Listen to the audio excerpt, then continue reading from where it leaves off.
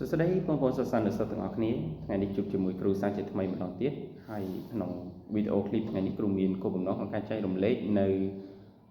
មាតិកាបន្ត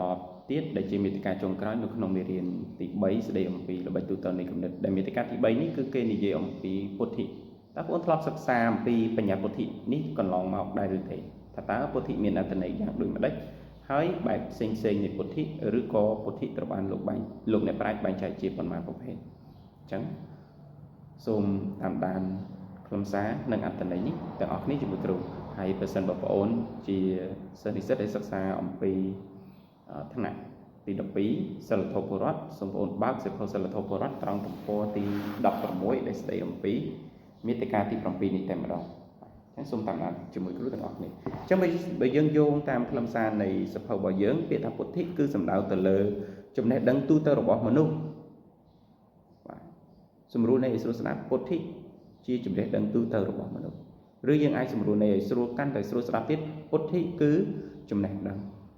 ពាក្យថាចំណេះដឹងគឺពុទ្ធិគឺជាចំណេះដឹងតើពុទ្ធិត្រូវបានលោកអ្នកប្រាជ្ញបែងចែកជាប៉ុន្មានប្រភេទអញ្ចឹងពុទ្ធិត្រូវបានបែងចែកជា3ប្រភេទទី1លោកឲ្យឈ្មោះថាពុទ្ធិសាមញ្ញទី2លោកឲ្យឈ្មោះថាពុទ្ធិស្យងនិងទី3ចុងក្រោយលោកឲ្យឈ្មោះថាពុទ្ធិទស្សនវិជ្ជាពាក្យថាពុទ្ធិសាមញ្ញគឺសំដៅទៅលើចំណេះដឹងធម្មតារបស់បុគ្គលម្នាក់រាល់ពុទ្ធិដែលយើងមានជាប្រចាំប្រើប្រាស់ជាប្រចាំថ្ងៃរបស់យើងលោកឲ្យឈ្មោះថាពុទ្ធិសាមញ្ញឯពុទ្ធិទី2លោកឲ្យឈ្មោះថាពុទ្ធិស្យងគឺសំដៅទៅលើពុទ្ធិទស្សនវិជ្ជាជាពុទ្ធិមួយដែលមានលក្ខណៈច្បាស់លាស់មានការពិសោធន៍ត្រឹមត្រូវពុទ្ធិបច្ច័យពុទ្ធិសម្រាប់អំពីសង្គមគឺសម្រាប់ខ្មែរ150នាទីនៅជា150នាទីសម្រាប់ជាសាស្ត្រនៅណាទី9បាទនៅជារយៈពេល2ម៉ោងហើយពុទ្ធិសង្ឃនេះផងដែរគឺជាពុទ្ធិមួយដែលកើតមកអំពីការពិសោធន៍ច្បាស់លាស់មានតលហិកត្រឹមត្រូវឬក៏ជាពុទ្ធិដែលស្វែងរកនៅសច្ចភាពអំពីធម្មជាតិហើយបើសិនបងប្អូនសួរថាលោកគ្រូតើចំណេះដឹងមុខវិជ្ជាដែលយើងសិក្សានៅសាលាតើមានមុខវិជ្ជាណាជាមុខវិជ្ជាដែលបង្ហាញអំពីពុទ្ធិបែបស្យងអញ្ចឹងបើសិនបើយើងសិក្សាទៅគឺទាក់ទងជាមួយនឹងវិទ្យាសាស្ត្រធម្មជាតិមុខវិជ្ជាទាំងឡាយណាដែលទាក់ទងជាមួយនឹងវិទ្យាសាស្ត្រធម្មជាតិមុខវិជ្ជានោះលោ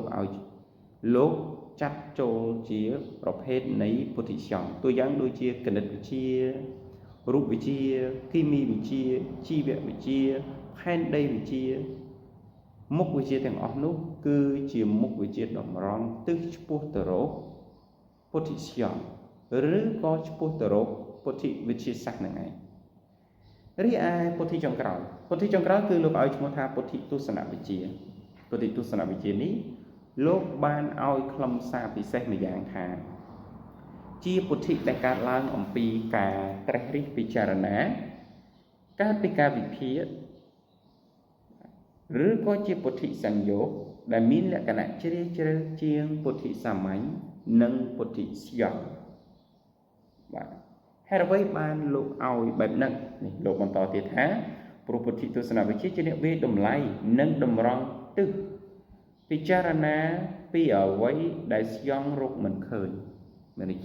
យថាអ្វីដែលស្យងរកមិនឃើញគឺពុទ្ធិទស្សនវិជ្ជាបានគិតត្រេះរិះពិចារណាទៅលើពុទ្ធិនោះឧទាហរណ៍ដូចជាបញ្ហាអតិទេពបាទបញ្ហាព្រលឹងជាដើមបាទពុទ្ធិទស្សនវិជ្ជាមានលក្ខណៈសុក្រិតប្រកបដោយគុណធម៌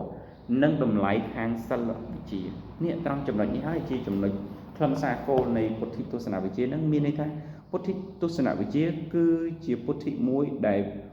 លនាំមនុស្សឲ្យរិះរកនៅគុណធម៌និងតម្លៃផ្នែកសិលវិជ្ជាឬក៏ពុទ្ធិទស្សនវិជ្ជានេះជាអ្នករង្វាយតម្លៃទៅលើរាល់សមិទ្ធផលទាំងឡាយនៃពុទ្ធិសង្ឃឬក៏រាល់សមិទ្ធផលទាំងឡាយនៃវិទ្យាសាស្ត្រនៅពេលដែលវិទ្យាសាស្ត្រផលិតបាននៅអ្វីមួយពុទ្ធិទស្សនវិជ្ជាតែងតែរង្វាយតម្លៃទៅលើសមិទ្ធផលនៃវិទ្យាសាស្ត្រនោះថាតើសមិទ្ធផលនោះប្រកបដោយសិលតម្លៃប្រកបដោយគុណធម៌ដែរឬទេ ប្រសិនបើវត្ថុនោះផលិតមកប៉ុន្តែមានផលជះអវិជ្ជមានច្រើនដល់មនុស្សដែលបាត់បង់នៅតម្លៃផ្នែកសិលវិជ្ជាអញ្ចឹងអ្នកទស្សនវិជ្ជាគឺព្យាយាមរិះរោបមធ្យោបាយក្នុងការគ្រប់គ្រងឬក៏រិះរោបមធ្យោបាយទាំងឡាយក្នុងការប្រើប្រាស់នៅសមិទ្ធផលនោះ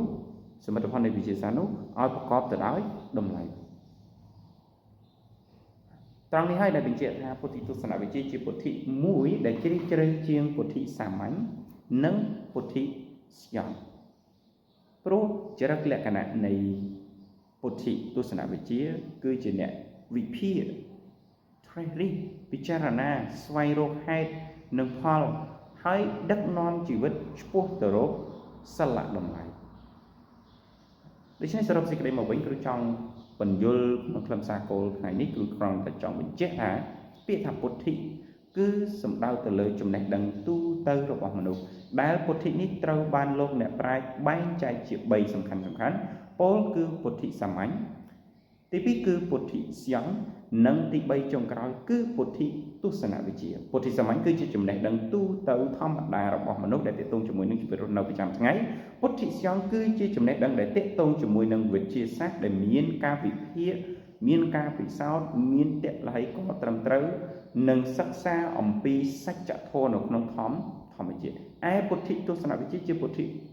ដែលជ្រាលជ្រៅជាងពុទ្ធិសាមញ្ញនិងពុទ្ធិស្យំព្រោះពុទ្ធិទស្សនវិជ្ជាជាអ្នកវិភាគវែកញែករង្វាយតម្លៃនិងដឹកនាំជីវិតមនុស្សឆ្ពោះទៅរកគុណធម៌និងប្រកបដោយសិលតម្លៃម្យ៉ាងវិញទៀតពុទ្ធិទស្សនវិជ្ជាគឺបានស្វែងរកនៅបញ្ហាដែលពុទ្ធិស្យំមិនបានស្វែងរកឧទាហរណ៍ដូចជាបញ្ហាអតិថិឬក៏តម្លៃនៅក្នុងសាសនាជាដើមដូច្នេះសរុបសេចក្តីមកវិញខ្លឹមសារនៃវីដេអូនេះគ្រូសូមចែករំលែកត្រឹមតែប៉ុណ្ណេះចុះហើយគ្រូសូមបញ្ចប់វីដេអូគ្រូត្រឹមតែប៉ុណ្ណេះហើយប្រសិនបើបងប្អូនយល់ថាវីដេអូនេះជាគតិដល់បងប្អូនជាជំនួយដល់បងប្អូនការសិក្សាមុខវិជ្ជាសិលធម៌បរិបទទី12សូមបងប្អូនជួយចុច like និងចែករំលែកវីដេអូបន្តទៅកាន់មិត្តរបស់បងប្អូនសូមអរគុណ